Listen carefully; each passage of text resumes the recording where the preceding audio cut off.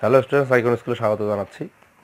আমরা গণিত 13 অধ্যায়ের একটা গুরুত্বপূর্ণ বিষয় আলোচনা করব। দেখো, এস এন সমান n/2 × 2a + n-1 × d সূত্রের প্রমাণ।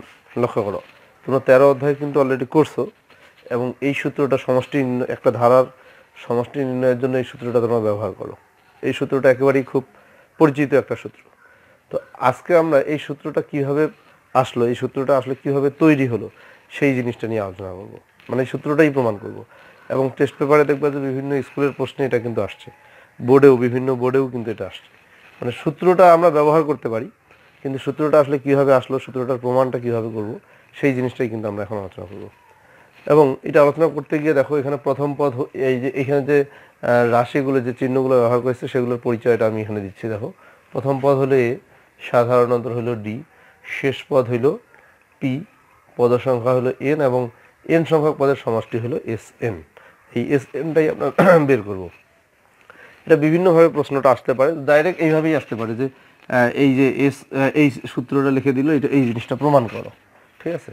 তো এখন আমি একটা ধারা আমি লিখতেছি। দেখো, মনে করি এরকম যদি একটা ধারা হয় 2 + 4 + 6 এইভাবে চলছে একটা ধারা, এইভাবে মনে করো 20 আছে। তো এই ধারাটার প্রথম পদ কিন্তু এ, প্রথম পদ এ মানে হলো 2, সাধারণ অন্তর ডি, এটা মানেও কিন্তু এখানে 2, মানে এটা থেকে এটা বিয়োগ করলে যেটা হবে সেটাই তো সাধারণ অন্তর।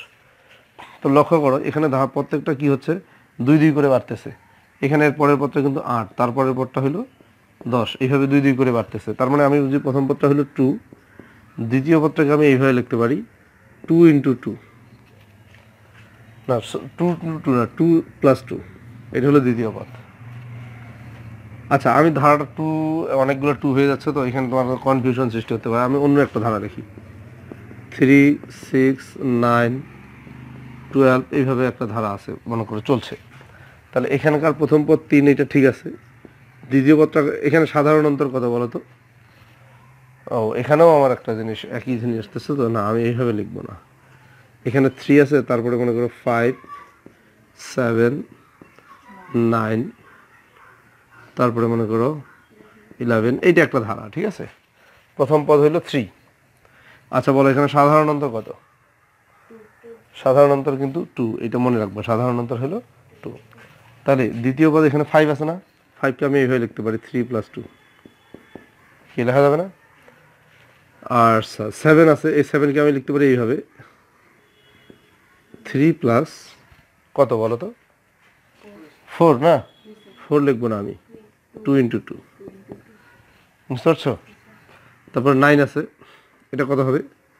3 প্লাস কত হবে বলো তো? 3 + 6 তো নাকি? 3 আর 6 তো 9 হয়, তাহলে এখানে হলো 3 × 2। একইভাবে 11 যে আছে তারপরের পদটা 11, তাহলে এটা কত হবে বলো তো?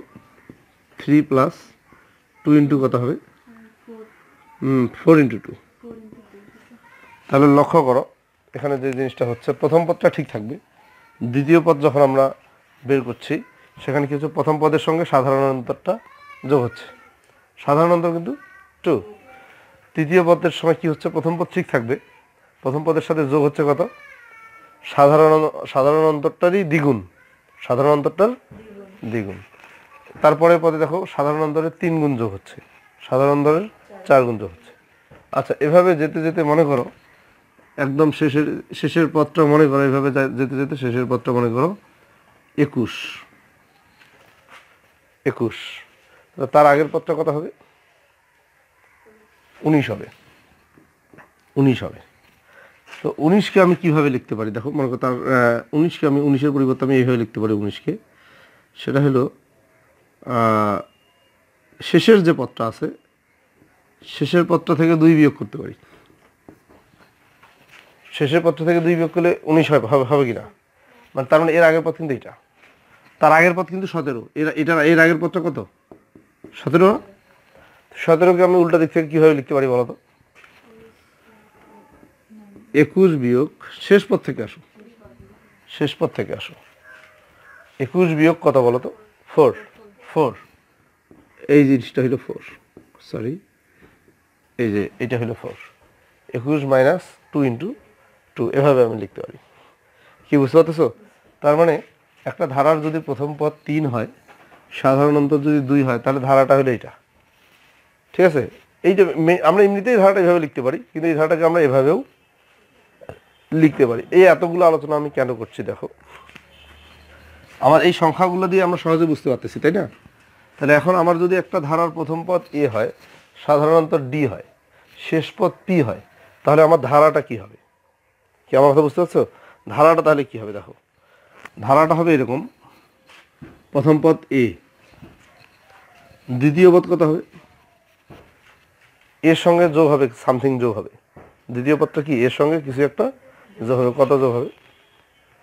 সাধারণ অন্তরটা যোগ হবে, সাধারণ অন্তরটা যোগ হবে। তাহলে এই যে দ্বিতীয় পদ হলো এ প্লাস ডি,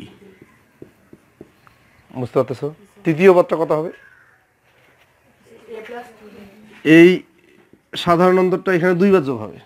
প্রথম পদটা ঠিক থাকবে, সাধারণ অন্তরটা এখানে 2 বার যোগ হবে, 2d। এইটা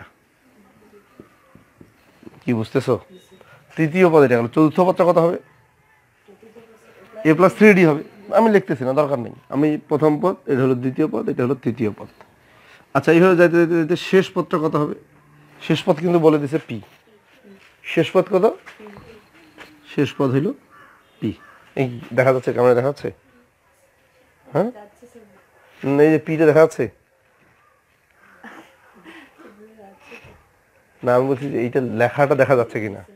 আচ্ছা ঠিক আছে, বোঝা না গেলেও লেখাটা দেখা যাচ্ছে কিনা। হ্যাঁ, তাহলে এইটা হলো শেষ পদ। এখন তোমরা বলো তার সামনের পদটা তাহলে কত হবে? এটা চেয়ে ডি কম হবে, সামনের পদটা কি এর চেয়ে কম হবে না? এরপর এটা হবে পি মাইনাস ডি। তার সামনের পদটা কি হবে? পি মাইনাস 2d হবে, রাইট, পি মাইনাস 2d। তার সামনের পদটা কি হবে? হ্যাঁ হ্যাঁ হ্যাঁ হ্যাঁ, এইভাবে আমি আর লিখতেছি না। তাহলে এইটা হলো আমার ধারাটা। কি বুঝতে পারতেছো নাকি বুঝো নাই? এটা হলো প্রথম পদ, এটা হলো শেষ পদ, আর এই পদগুলো কোন পদ? এই পদগুলো হলো মাঝখানের পদ। কি বুঝতেছো না বুঝো নাই? এবং এগুলা যদি আমরা যোগ করি, যোগ করে আমরা কি পাবো? যোগফল পাবো। এগুলো সব কি আকারে আমি লিখছি? যোগ আকারে লিখছি না? এগুলো মনে করো আমরা যোগ করছি, এটা হলো আমার যোগফল, এটা হলো যোগফল। কি বুঝছো না বুঝো নাই? এবং মাঝখানের এই পদগুলো কিন্তু আমি লিখিনি। তাহলে এটা হলো প্রথম পদ, দ্বিতীয় পদ, তৃতীয় পদ, এটা হলো শেষ পদ, এটা তার আগের পদ, এটা হলো তার আগের পদ। কি ক্লিয়ার? তাহলে এখানে যে আমি ধারাটা লিখলাম, এগুলো কি হলো? প্রথম থেকে শেষের দিক পর্যন্ত লিখলাম, ছোট থেকে বড়র দিকে লিখলাম। এখন আমি উল্টা দিক দিয়ে লিখবো। এস এন সমান, উল্টা দিক দিয়ে লিখবো মানে শেষ পদটা আগে প্রথমে লিখবো। এই যে পি, তার আগের পদটা কত? P minus D. তার আগের পদটা কত? P minus 2d। বুঝতেছো? এখন আসো, তারপরে কি এই পদটা এ প্লাস 2d, তারপরে এই পদটা এ প্লাস ডি, তারপরে এই পদটা। কি বুঝতে পারছো? এটা সমীকরণ নম্বর 1, এটা হলো সমীকরণ নম্বর 2। কোনো সমস্যা আছে? এই লাইনটা বুঝলেই নিচের লাইনটা আর বোঝার কোনো প্রয়োজন নেই, কারণ নিচের লাইনটা কি ওই আগের লাইনটাই উল্টা দিক দিয়ে লিখছি। এখন আমি এই সমীকরণ দুটো যোগ করব। এস এন আর এস এন যোগ করলে 2SN, ঠিক আছে? এ আর পি যোগ করলে কি হয়? এ প্লাস পি। বুঝছো? এইটার এটা যোগ করলে কি হবে বলো তো? প্লাস ডি মাইনাস ডি কাটা, তাহলে কি থাকতেছে? এ প্লাস পি। এটা যোগ করলে এ প্লাস পি। এদিকে আসো, এখানে যোগ করলে কি হয় দেখো তো? এ প্লাস পি। পি প্লাস এ মানে এ প্লাস পি। এটা কাটা, এ প্লাস পি। এইটা যোগ করলে কি? যোগটা বুঝছো? কোনো প্রবলেম আছে? নাই। তাহলে এ প্লাস পি, এ প্লাস পি, এ প্লাস পি, এ প্লাস পি, এ প্লাস পি, এ প্লাস পি, এরকম এ প্লাস পি আছে। এখন বলো এখানে কতগুলো এ প্লাস পি আছে? মাঝখানেগুলো কিন্তু নাই, মাঝখানেগুলো কিন্তু আমি লিখি নেই, আমি প্রথম থেকেই লিখি নেই। তাহলে এই ধরনের এ প্লাস পি আসলে এখানে কতগুলো দেখো, পদ সংখ্যা কত? এন। তাহলে এখানে এ প্লাস পি আছে এনটি। কতটি? এনটি। আচ্ছা, এখন আমরা একটা অন্য হিসাবে যাই। মনে করো 3 3 3 3 3 3, 1 2 3 4 5 6 7টা 3 আমি যোগ করবো। 7টা 3 যোগ করলে বলো তো কত হবে? 7টা দিন যোগ করলে কত হবে? 21 হবে। তোমরা কি 21 যে হবে কিভাবে হিসাব করলা? 7টা দিন কি যোগ করছো? 7টা দিন যোগ করো নাই তোমরা, কি করছো? 7কে 3 দিয়ে গুণ করছো। 7কে 3 দিয়ে গুণ করছো। আসলে একই সংখ্যা বারবার যোগ করা মানেই তো গুণ করা, এই জন্য ওখানে কিন্তু আর যোগ করতে হয় না। তাহলে 7টা 3 যোগ করলে হচ্ছে 7 × 3। 7টা 3 যোগ করা মানে 7 × 3। আচ্ছা 8টা 3 গুণ করলে কি হবে? 8 × 3। 9টা 3 গুণ করলে 9 × 3। n সংখ্যক nt3 গুণ করলে যোগ করলে কত হবে? nt3 যদি তুমি যোগ করো n × 3 হবে। বুঝো নাই আমার কথাটা? যদি 7টা 3 যোগ করলে 7 × 3 হয়, 8টা 3 যোগ করলে 8 × 3 হয়, তাহলে n সংখ্যক যদি 3 তুমি যোগ করো তাহলে n × 3 হবে। n × 3 হবে। আচ্ছা এখানে 3 না, এখানে হলো a + b। এই জিনিসগুলো কি একই না? তো এগুলো সবগুলো আমি যোগ করব, যোগফল কত হবে? 2টা যোগ করলে 2 × এটা, 3টা যোগ করলে 3 × এটা। 3টা যদি যোগ করি তাহলে 3 × a + b হবে। 4টা যোগ করি 4 × a + b। 10টা যদি যোগ করি 10 × a + b। তাহলে n সংখ্যক এখানে কতগুলো আছে? n সংখ্যক, কারণ আমি এই যে বলছি পদ সংখ্যা n। তার মানে এখানে পদ সংখ্যা n, নিচেও পদ সংখ্যা n, এবং যোগ করে এখানে জয়টা পদ আছে এখানে কিন্তু আমি তয়টা পদই পাচ্ছি, তাই না?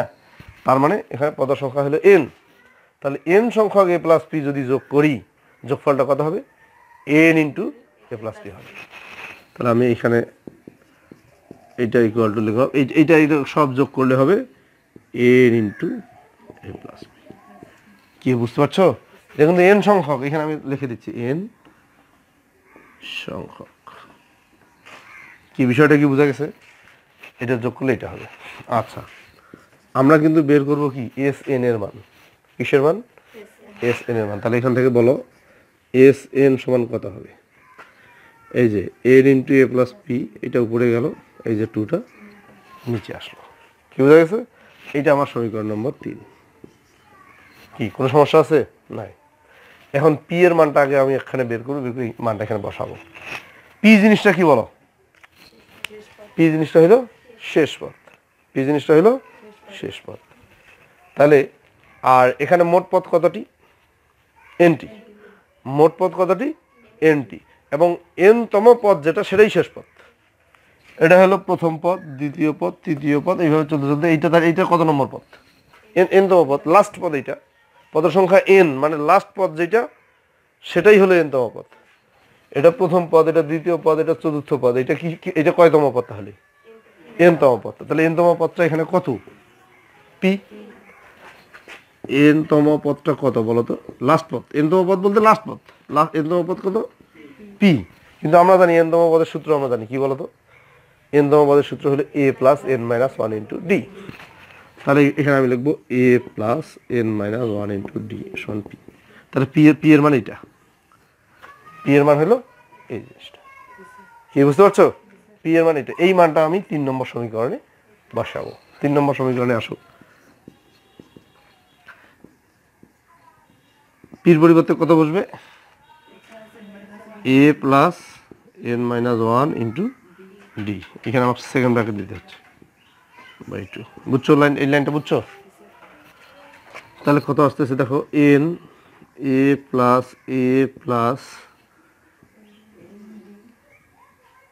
আচ্ছা এই যে n - 1 × d কিন্তু আমার লাগবে, আমি গুণ করি না, এটা গুণ করার দরকার নেই। আচ্ছা এই লাইনটা দেখো, সহজ হিসাব। এটা থাকলো a আর a কত? 2a,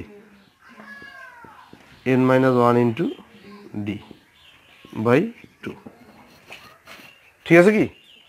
আচ্ছা এখন নাকি কোনো ভুল হইলো? a আর a কত? 2a না? আচ্ছা আমার প্রমাণে হ্যাঁ 2a তো আছে। তাহলে এই আমার প্রমাণ হয়ে গেছে। দেখো 2টা নিচে আছে না, এই 2টাকে আমি সামনে নিয়ে আসি এইভাবে, n/2 হ্যাঁ × 2a + n - 1 × d। এর নিচে দেখা যাচ্ছে? আচ্ছা তাহলে Sn সমান হলো এটা। তার মানে সমষ্টি ছিল n/2 × 2a + n - 1 × দেখা যাচ্ছে না? মানে এই লাইনটা দেখা যাচ্ছে না? তাহলে ভিডিওটা নষ্ট হয়ে গেল। তোমরা একটু খেয়াল করবে না? আমি তো বলতেছি যে দেখা যাচ্ছে কিনা। দেখো এখানে দেখা যাচ্ছে না, দেখো এটা হলো 3 নম্বর সমীকরণ। এই যে পি এর মানটা, এই যে পি এর মানটা আমি পাইলাম, এই মানটা এখন আমি 3 নম্বর সমীকরণে বসাবো। তো উপরেরগুলো আমি মিশাই দিচ্ছি, উপরেগুলো মিশাই দিয়ে লিখবো এখানে। তা 3 নম্বর সমীকরণ হলো এস এন সমান এন ইন্টু